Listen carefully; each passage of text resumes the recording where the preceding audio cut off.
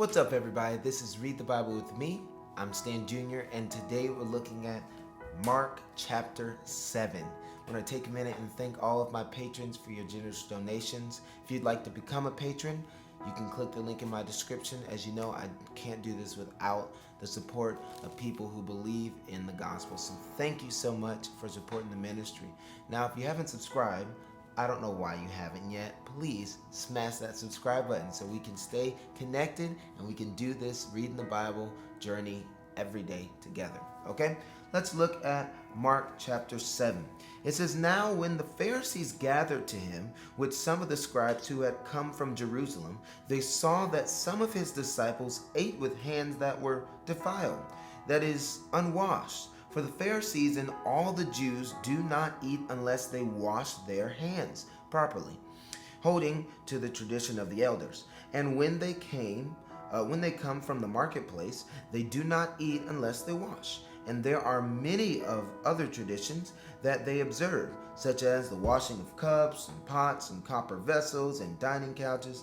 And the Pharisees and the scribes asked him, 'Why do your disciples not walk according to the tradition of the elders, but eat with defiled hands?' And he said to them, 'Well, did Isaiah prophesy of you hypocrites, as it is written, "This people honors me with their lips, but their heart is far from me.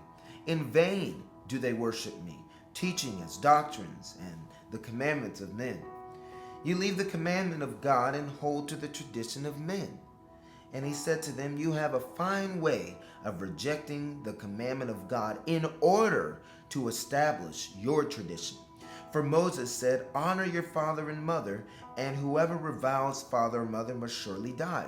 But you say, if a man tells his father or his mother, "Whatever you would have gained from me is korban," that is, given to God, then you no longer permit him to do anything for his father or mother, thus making void the word of God by your tradition that you have handed down, and many such things you do.'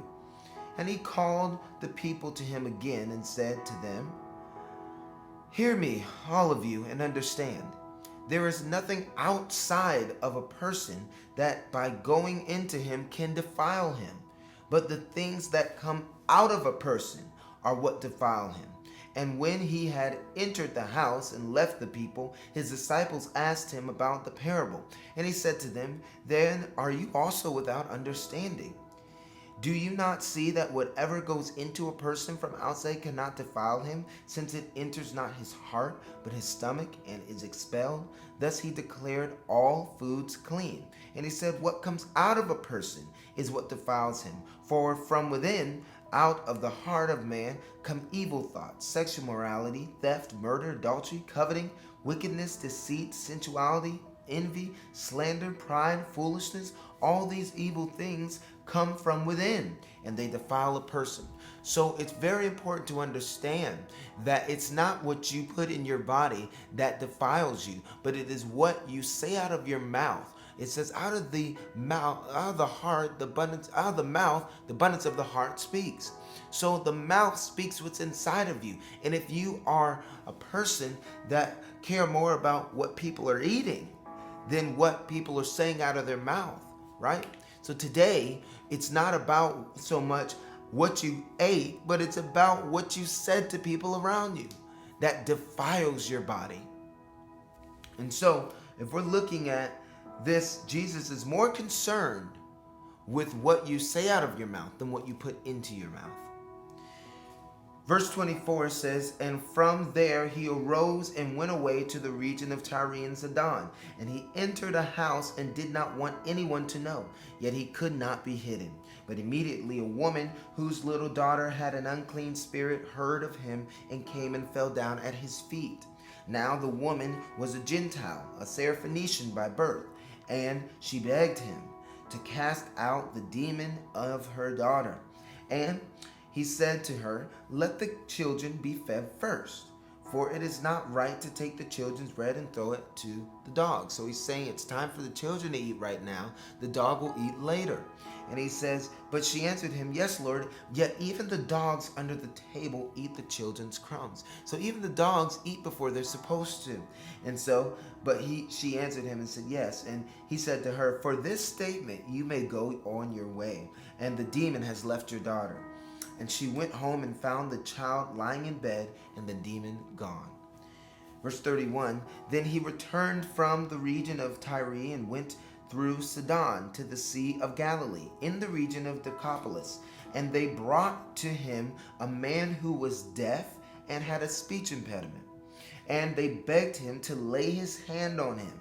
And taking him aside from the crowd privately, he put his fingers into his ears and spit and touched his tongue. And looking up to heaven, he sighed and said to him, Ephphatha, that is, be opened.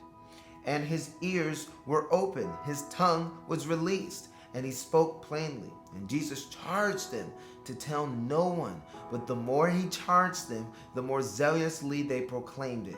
And they were astonished beyond measure, saying, he has done all things well. He even makes the deaf hear and the mute speak. And that was Mark chapter 7 of the book of Mark. And so next time I see you, we'll be reading chapter 8. Now I just want to say thank you again to all the people, I can't say it enough, that support this ministry. If you would like to support this ministry, if you gain any value of reading the Bible together on a daily basis, click the link in my description. Become a patron today and support. I really appreciate that. God bless you. Till next time, this is Read the Bible with me. I'm Stan Jr. Peace.